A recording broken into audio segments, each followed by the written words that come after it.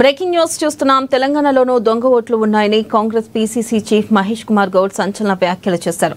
దొంగ ఓట్లతోనే బీజేపీ 8 ఎంపీలను గెలిచిందని ఆరోపించారు. లేదంటే ఒక్క ఎంపీ కూడా గెలిచేవారు కాదని అన్నారు. దొంగ ఓట్లు లేకపోతే బండి సంజయ్ కూడా ఎంపీగా గెలిచేవాడు కాదని వ్యాఖ్యానించారు. దేశవ్యాప్తంగా ఓట్ చోరీపై చర్చ జరుగుతున్న వేళ మహేష్ కుమార్ గౌడ్ చేసిన వ్యాఖ్యలు ఆసక్తికరంగా మారాయి.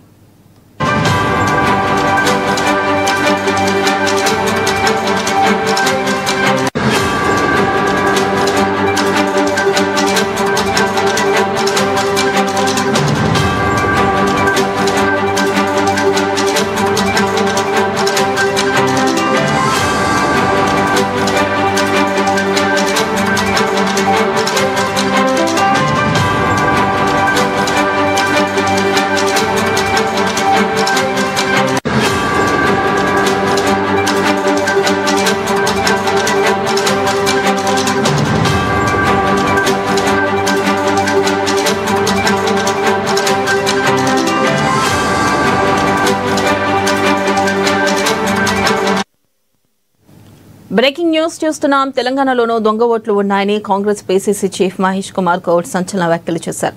దొంగ ఓట్లతోనే బీజేపీ 8 ఎంపీలను గెలిచిందని ఆరోపించారు. లేదంటే ఒక్క ఎంపీ కూడా గెలిచేవారు కాదని అన్నారు. దొంగ ఓట్లు లేకపోతే బండి సంజయ్ కూడా ఎంపీగా గెలిచేవాడు కాదని వ్యాఖ్యానించారు. దేశవ్యాప్తంగా ఓట్ చోరీపై చర్చ జరుగుతున్న వేళ మహేష్ కుమార్ గౌడ్ చేసిన వ్యాఖ్యలు ఆసక్తికరంగా మారాయి. కౌన్సిలర్ నుంచి ఎంపీ ఎట్లయిండు?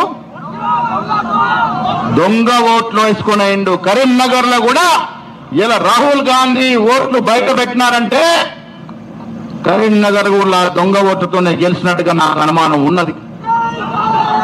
ఈ 8 మంది గెలిచిన పార్లమెంట్ సభ్యులు దొంగ ఓట్లతోనే గెలిచారనే అనుమానం నాకున్నది. అది ఎందుకంటే రాహుల్ గాంధీ బయట పెట్టిన రుజువులు చూస్తుంటే